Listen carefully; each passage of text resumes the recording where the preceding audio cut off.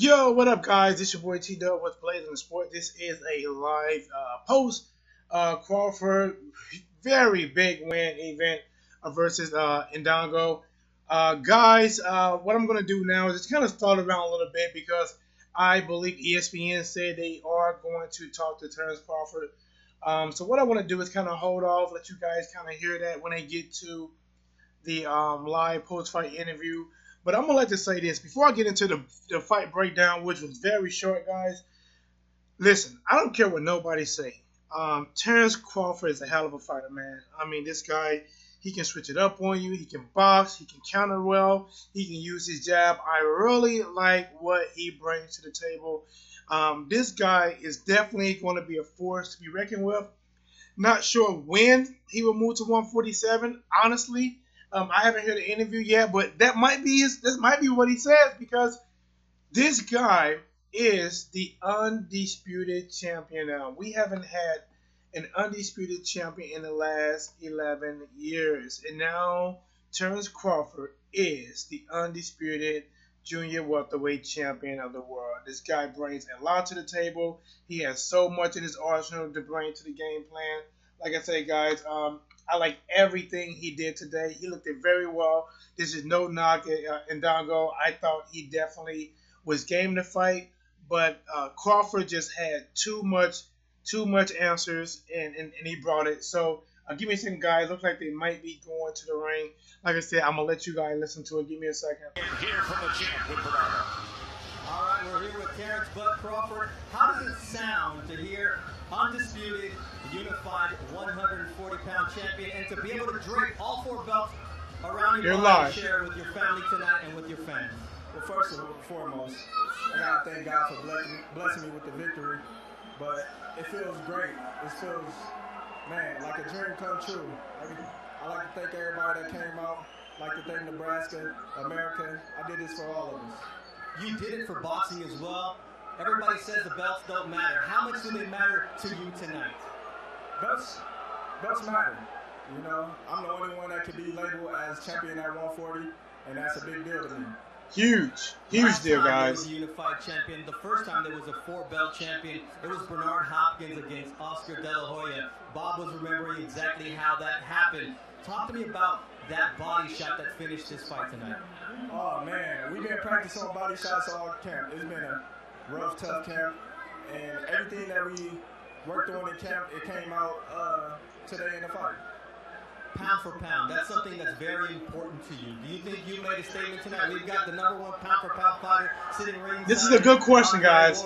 How close do you really good question to being #1 pound for pound? Andre Moore, that's one of my favorite fighters, but I have to top him on this one.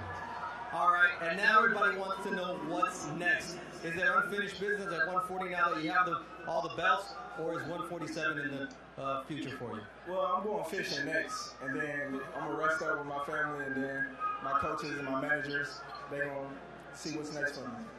How important is it to share this with your children, to be able to drape those belts around them and to share this moment? What they told me before I fought, they said, "Daddy, you going to bring these belts home?" I said, "You already know I'm going to bring these belts home." Post-fight interview live. Around their necks, just like me. Terence Crawford sitting on top of the world here in Lincoln, Nebraska, where the fans showed up and Terence Crawford showed out. Did he ever? Guys, And then the body shot in the third. it was great, guys. Is he now on the pound for pound list? Teddy and Andre with that when we return. All right, and I want to jump into that right now too, guys, and I'm gonna definitely get into the whole 3-round recap. You know what? Let's just get into the 3-round recap since we're here live. What's blazing the sports? Bringing it to you when it's blazing, guys. I'm not letting it sit on the back eye and just sizzle. I'm bringing it to you live.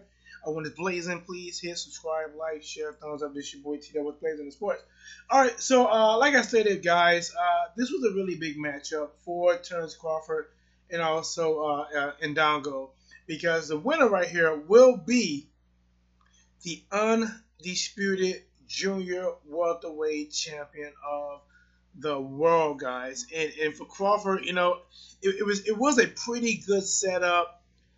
for him to do it in Nebraska, where he's from. He had on the Nebraska colors, you know. He brought in the father of a fallen football player, I believe, of a year ago. You know, it was really set up. A lot of times we do see things like this get spoiled. Someone asked me who I thought was going to win before they fought, and I told them that I believe Terence Crawford should pull it off. I thought this guy was very nice. He's very skilled. Let's jump right into it, guys. So round one, what we're seeing looks like it's like a high-level chess match. You know, it's like both of them are using some really good feints. Crawford, I thought, did really well. He landed a significant punch. He landed a really nice counter punch that hit Indongo really well. And then we jump to the second round, guys. In the second round, come out, same thing. Crawford looked really nice. He's feinting very well. I thought, what's his name? Indongo looked very well as well. I think he was feinting, and Indongo threw a really big sweeping right hand, like a windmill right hand, and he might have landed it, but Crawford came right back. But the thing is, in that second round, Crawford actually got, I believe, was the knockdown. He actually dropped him. Really good drop. Everyone knows Terence Crawford is a finisher, but he didn't go out there reckless. He wasn't stupid. He did not just pin his ears back and just throw. He actually picked his shots, guys.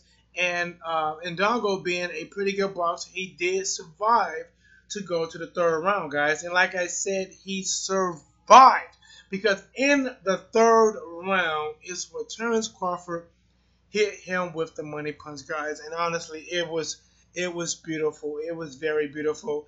From what I've seen, it was a counter punch. Indongo swung a combination. Terence Crawford countered with a beautiful left hook, I believe, to the body. That shot set him down.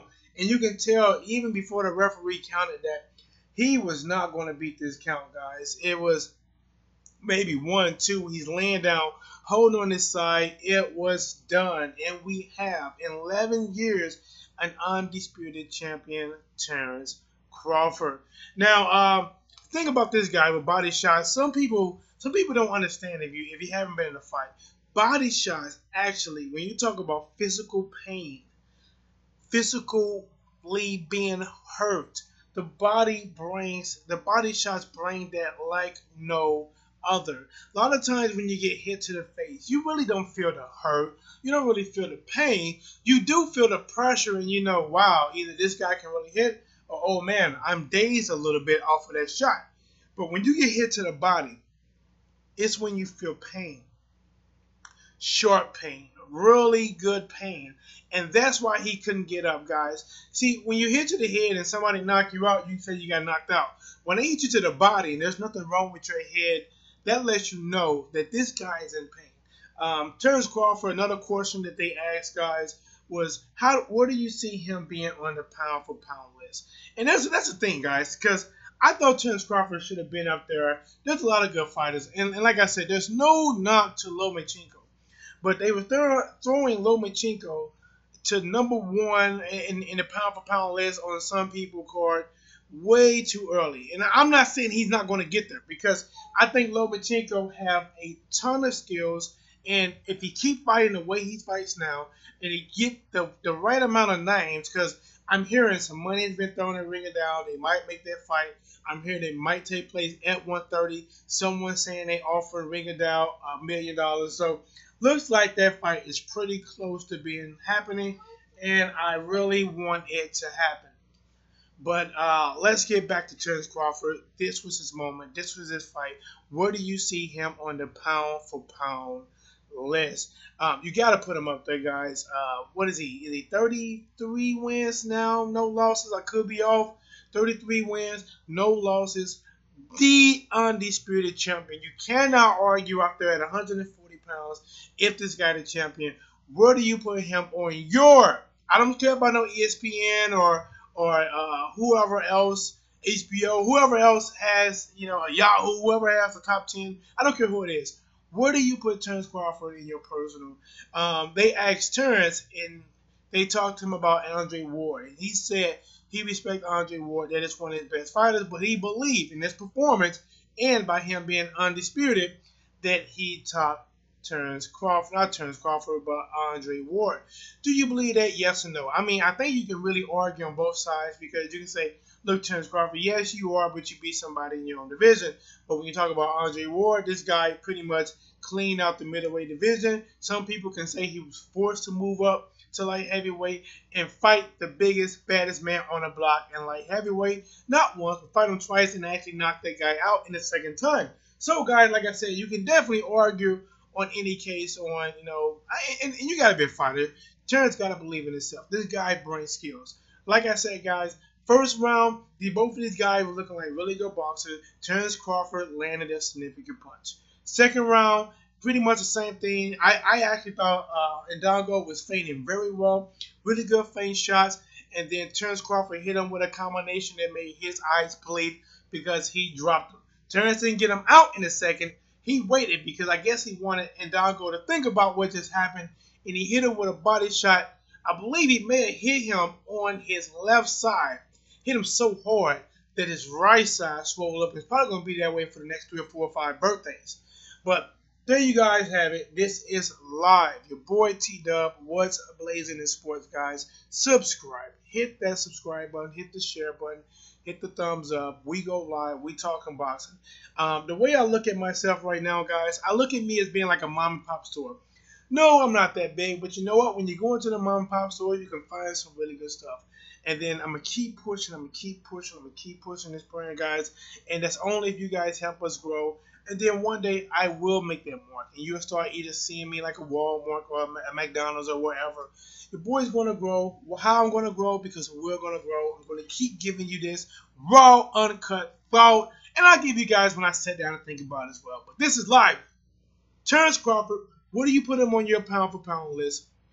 Terence Crawford, do you believe he's going to stay at 140? Do you think he has a reason? Is there any reason he should stay at 140 pounds? Or do you think it is the perfect time to move to 147?